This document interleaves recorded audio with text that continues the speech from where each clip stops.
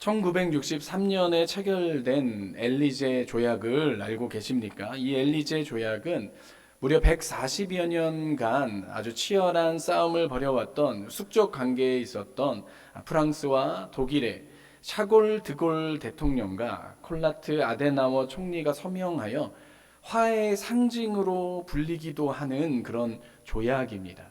굉장히 큰 화해를 이루었기 때문에, 그리고 이 화해 가운데는, 이 조약 가운데는 독일의 그런 태도와 자세도 큰 역할을 했는데요.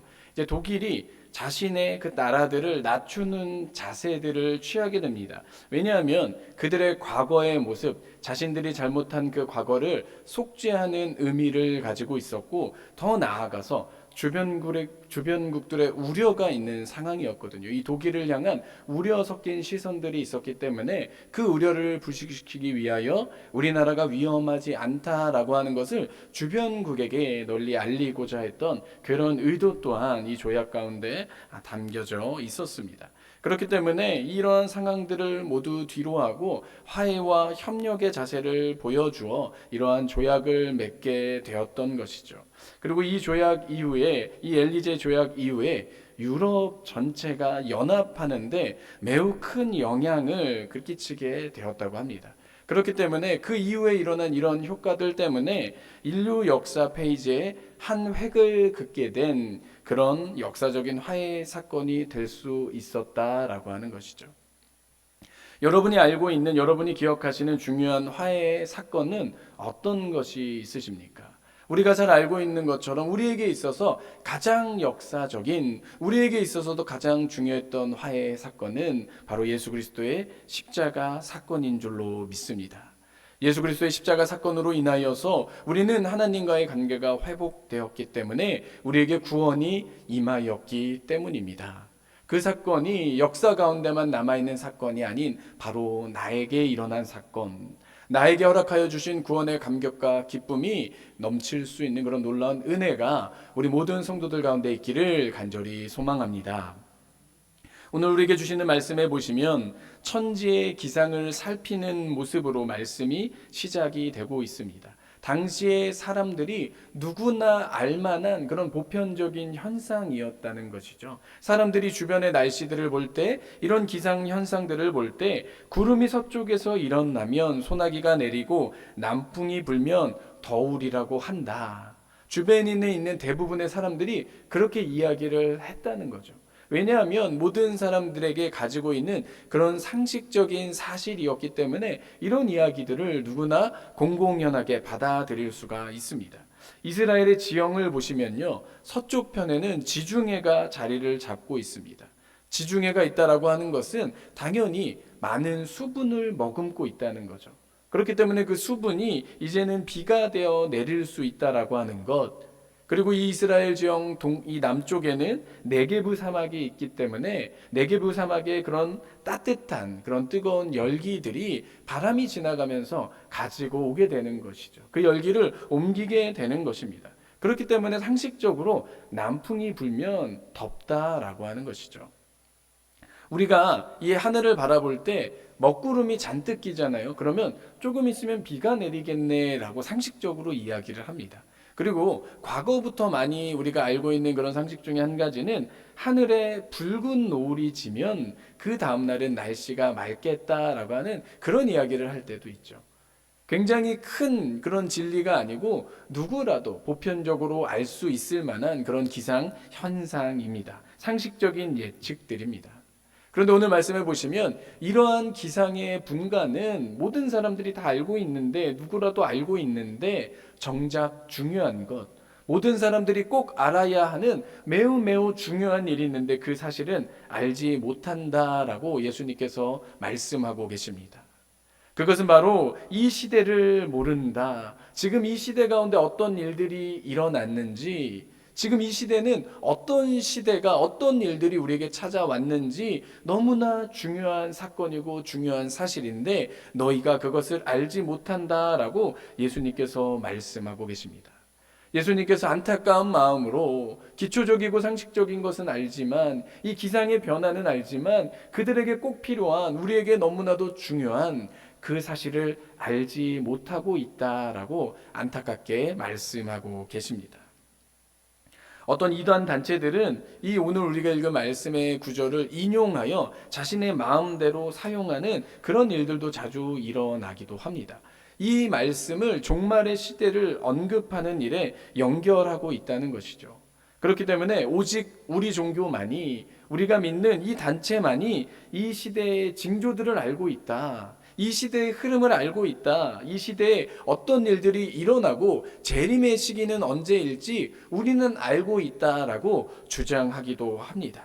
마치 날씨를 예측하는 것처럼 종말의 때, 종말의 시기를 정확하게 언급하고자 하는 시한부 종말론을 주장하는 그런 이단들이 우리 주변에 종종 있어 왔다라고 하는 것이죠. 그 단체만이, 그 종교만이 그 비밀을 알고 있기 때문에 우리와 함께 할 때, 이 단체에 들어올 때, 이 종교에 같이 행하게 될 때에만 구원을 얻을 수 있다라고 이야기를 하며 많은 사람들을 혼란에 빠뜨리기도 합니다. 그러나 실상 오늘 말씀에 나오는 말씀을 제대로 이해하지 못하기 때문에, 예수님의 뜻을 정확히 파악하지 못하기 때문에 일어나는 잘못된 현상들입니다. 그렇다면 오늘 말씀해 주시는 예수님께서 직접 우리에게 주시고자 하는 이 시대는 과연 어떤 시대입니까? 우리가 이 시대를 어떻게 바라보고 이 시대 가운데 살아가야 되는지 우리는 예수님의 그 의도대로 파악하고 이해할 필요가 있다라고 하는 것이죠. 오늘 말씀해 보시면 예수님께서 말씀하시는 무리들이 있습니다. 1차적으로는 말씀을 지금 듣고 있는, 그 말씀을 듣고 있는 군중들을 가리켜서 말씀하고 계십니다. 그런데 오늘 우리가 읽은 말씀의 56절에 보시면 이제 군중들을 넘어서서 외식하는 자들이라고 정확하게 표현을 하고 계십니다. 이 말씀을 거기 있는 사람들에게 하고 계시지만 그 말씀을 지금 듣고 있지 않는 이들, 외식하는 자들에게도 동일하게 전하고 계십니다. 그 당시에 종교 지도자들이 있었고 우리가 잘 알고 있는 유대인들, 바리새인들, 서기관들, 그들에게 예수님께서는 이 말씀을 하고 계십니다. 과연 어떤 의도로, 어떤 뜻으로 이 말씀을 전하고 계시는 것입니까? 그들이 메시아를 알지 못하였다라고 하는 것입니다. 그들이 메시아를 알지 못하였다. 그들이 구약의 율법을 믿고 따른다라고 이야기를 했지만 정작 구약의 율법이 성취되는 예수님께서 이 땅에 오셨는데, 하나님의 아들이 지금 이스라엘 땅에 오셨는데 그 사실을 그들은 알지 못하고 있다라고 하는 것이죠. 그들은 예수님에 대해서 알지 못하였습니다. 예수님을 알아보지 못하였습니다. 그렇기 때문에 그들이 무지하여, 그들이 알지 못하여 예수님을 붙잡고 예수님을 십자가에 넘기고 예수님을 죽이는 일들까지 그들에게는 일어나게 되었습니다. 그 사실을 예수님께서는 알고 계셨기 때문에, 그들의 무지를, 죄악을 알고 계셨기 때문에 그들을 향하여 그들이 알지 못하는 천지의 기상만 분별하지 정작 중요한 예수님의 오심을, 예수님께서 오시면서 도래된 새 시대를 알지 못함을 책망하고 계십니다. 오늘 예수님의 말씀처럼 그들은 가장 종교적인 앞장서 있다라고 하는 그들이 예수님의 오심을 알지 못하였습니다. 사실 그들은 알지 못하였지만 당시에 이 유대인들에게, 종교 지도자들에게 손가락질 당하고 비웃음 당하고 있던 소외된 자들이 있었습니다. 그런데 그들은 알고 있었습니다. 하나님의 아들이 이 땅에 오셨구나, 예수님을 믿을 때 우리에게 구원이 임한다라고 하는 것을 그들은 믿고 받아들이게 되었다라고 하는 것이죠.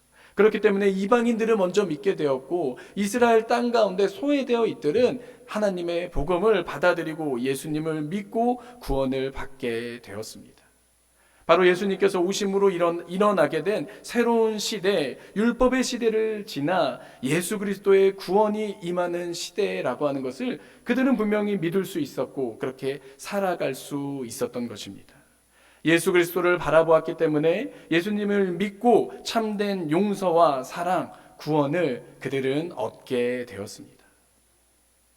예수님께서 오셨고 구원의 시대가 열려지게 되었고 그걸 알지 못하는 이들이 있었기 때문에 어찌하여 너희는 옳은 것을 알지 못하느냐라고 예수님이 말씀하고 계십니다. 예수님께서는 이 시대에 예수님의 오심으로 인하여 우리의 모든 죄악이 용서받을 수 있고 예수님의 오심으로 인하여 우리에게 영원한 천국이 허락된 그 시대가 열려지게 되었다라고 하는 것을 우리에게 말씀하고 계십니다. 우리에게 있어서 가장 기쁜 소식, 예수 그리스도로 인한 참된 구원이 회복된 놀라운 일들이 시작되었습니다. 예수님께서는 이 기쁜 소식을 전하시며 한 가지 이야기를 들려주시며 설명하고 계십니다. 그것은 바로 너를 고발하는 자와 함께 법관에게 간다면 법정에 간다면 화해하기를 힘쓰라라고 말씀하십니다. 여기서 한 가지 전제가 있는데 이 사람은 죄가 있다는 거예요. 죄가 있는 사람이 법정에 서게 되면 어떻게 됩니까? 그 사람에게 명백한 죄악이 있다면 그 죄는 반드시 밝혀지게 될 것이고 그 죄악에 대한 결과를 그 사람이 감당해야 된다라고 하는 분명한 전제가 숨겨져 있습니다. 그 사람이 그런 죄악이 있기 때문에 그 사람에게 그런 잘못이 있기 때문에 법정에 들어가게 된다면 법정에 들어가서 재판이 시작된다면 그 사람은 반드시 그 죄에 대한 책임을 묻게 됩니다. 그 죄에 대한 책임으로 인하여서 감옥에 넘겨지게 될 것이고 그 감옥에서 그 죄의 대가가 사라지기 전까지는 도무지 나올 수가 없을 것이다 라고 그렇게 예수님께서 말씀하고 계십니다. 그렇기 때문에 중요한 것은 법정에 가기 전에 그 일이 해결되어야 합니다. 법정에 들어서기 전에 그 사람과의 화해가 이루어져야만 그 사람의 용서를 얻어야지만 법정에 가지 않고 그 죄에 대한 모든 일들이 해결될 수 있다라고 하는 것이죠. 사실 예수님께서 하신 이 말씀은 이들에게만 하는 것이 아니라 우리에게 주시는 하나님의 음성이기도 합니다. 우리 또한 하나님 앞에 명백한 죄악이 있습니다. 우리는 태어나면서부터 죄를 안고 태어나고요. 그리고 살아가면서도 계속해서 죄를 짓는 것, 그것이 우리가 가진 인간의 모습입니다. 지금도 우리는 죄를 짓고 있고 우리는 내일도 우리도 모르게 죄를 지을 것이고 계속해서 쌓여지는 우리의 죄의 문제들을 우리는 다 감당할 수 없고 다 해결할 수 없다라고 하는 것을 인정할 수밖에 없습니다. 그런데 그런 상태에서 만약에 오늘 말씀에 나오는 것처럼 우리가 그 죄로 인하여서 법정에 서게 된다면, 만약에 갑작스러운 죽음이 우리를 찾아오게 된다면, 때로는 오늘 말씀에 나오고 이단들이 그렇게 이용하는 것처럼 예수님께서 이 땅에 다시 오시는 세상의 종말이 우리에게 찾아오게 된다면 우리는 옥졸에게 넘겨지고 옥에 갇혀서 결코 거기서 나오지 못하게 되는 일들이 우리를 찾아올 수밖에 없습니다. 그렇기 때문에 우리는 오늘 말씀에 나오는 제목처럼 화해를 이루어야 합니다. 죄의 문제를 반드시 해결할 때에만 우리는 우리에게 허락하여 주신 하나님의 구원과 기쁨을, 은혜를, 평안을 누릴 수 있습니다. 그런데 오늘 말씀을 예수님께서 주시면서 우리에게 정말 기쁜 소식으로 다가오는 이유가 있습니다. 그것은 바로 화해를 받으셔야 되는 분, 용서를 우리가 구해야 하는 대상인 예수님께서 먼저 준비가 되어 있으시다라고 하는 것이죠. 예수님께서는 먼저 화해하기 위해 우리에게 손을 먼저 내밀고 계십니다. 우리가 화해하기 위하여 그 죄의 대가를 해결하기 위하여 무엇인가를 애쓰고 노력하고 우리가 무엇인가를 이룰 수 있는 것이 아니고 우리가 무엇인가를 행할 수 있는 것이 아니고 예수님께서 먼저 그 모든 일들을 이루시고 우리에게 손을 내밀고 기다리고 계시다라고 하는 것이죠. 그렇기 때문에 우리는 예수님의 손을 잡기만 하면 됩니다. 이미 우리에게 이미 다 허락해 놓으시고 예비해 놓으신 그 구원의 사건을 우리가 받아들이게 된다면, 감사함으로 믿고 받아들이게 된다면 참된 화해가, 참된 회개와 참된 구원이 우리에게 이룰 수 있다라고 하는 것입니다. 세상에 어떤 화해의 순간들을 찾아보아도 이렇게 기울어진 화해가 어디에 있겠습니까? 두 대상이 동등하게 화해를 이루는 것이 아니고 초기에 이 말씀드린 이 예화처럼 독일과 프랑스가 동등한 관계에서 서로 상호 합당한 그런 내용들을 가지고 조약을 맺는 것이 인간사회에 맺어지는 조약인데, 이 화해는, 예수 그리스도께서 이루신 화해는 기울어진 화해, 이미 우리에게 모든 것을 내어주시고 허락하여 주시는 그런 화해가 된다라고 하는 것입니다.